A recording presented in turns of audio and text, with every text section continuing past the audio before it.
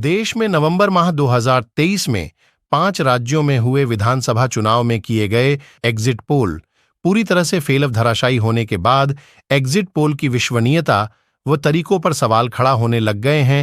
वास्तव में मतदान करके बाहर निकले मतदाताओं पर मतदान के तुरंत बाद किया गया सर्वेक्षण जहां एग्जिट पोल कहलाता है, वही मतदान के पूर्व मत सर्वेक्षण या ओपिनियन पोल किया जाता है, जो कि चुनावी नतीजे की ओर एक अनुमान की ओर इशारा करते हुए वोटों का रुझान किस पार्टी की ओर कितना है बतलाया जाता है कि अमेरिका में राष्ट्रपति चुनाव के दौरान प्रयोग में आने वाले एग्जिट पोल की भारत में शुरुआत 1996 हुए लोकसभा चुनाव के दौरान हुई थी, जब centre for the study of developing societies ने एग्जिट पोल कर देश में बीजेपी सरकार आने की संभावना व्यक्त की थी, जो उस समय सही साबित हुई थी।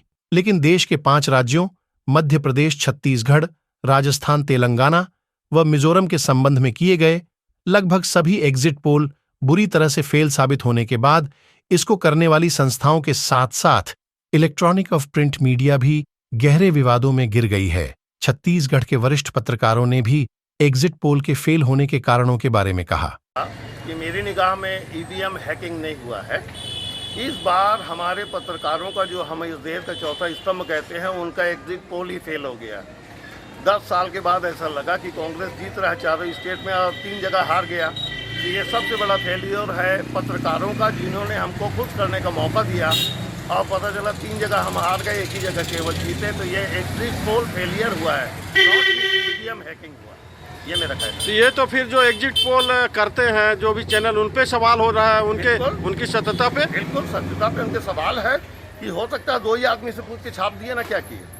मैक्सिमम लोगों से उन्होंने नहीं, गहन तौर पे उसका उन्होंने वो नहीं किया और दे दिया गया। मैं 63 बरस मेरी उम्र चल रही है, पहली बार इतना बुरा एग्जिट पोल को फेल होते हुए मैंने देखा है। ये तो कहीं पर भी देखिए कितना अंतर है सीटों का, 2 सीट नहीं, कहाँ 156, कहाँ 65, कहाँ 55, कहाँ 35, इतना अंतर कहीं एग्जिट पोल में नहीं था, जो इस बार हम लोग को दिखाई दिया है। तो मेरे हिसाब से अगर कोई चीज़ फेल हुआ है तो उसका नाम है एग्जिट पोल। छत्तीसगढ़ में एग्जिट पोल फेल होने की मुख्य वजह थी महिला वोटरों का बहुत खामोशी से मतदान करना। इस चुनाव में एक दिलचस्प चीज़ देखा गया, जिसमें दोनों पक्षों ने संसाधन का काफ़ी ज़्यादा उपयोग किया था और दोनों की ओर से बहुत आकर्षक वायदे किए गए थे, खास करके महिलाओं को लेकर के। महिलाओं में जो वोटिंग करने का पैटर्न था वो इस बार पूरी तरह से खामोश और पुरुषों के लगभग बराबर की वोटिंग उन्होंने की। ये माना जा रहा है कि नए वोटरों के साथ साथ महिलाओं ने खामोशी से जो एक तरफा वोटिंग की, उससे सारे एग्जिट पोल फेल हो गए और परिणाम बिल्कुल एक तरफा उम्मीद के विपरीत आया। जहाँ तक मध्य प्रदेश में एग्जिट पोल का सवाल है, तो सारे एग्जिट पोल मध्य प्रदेश में भारतीय जनता पार्टी की सरकार बनाने पर अपना विचार प्रकट कर रहे थे।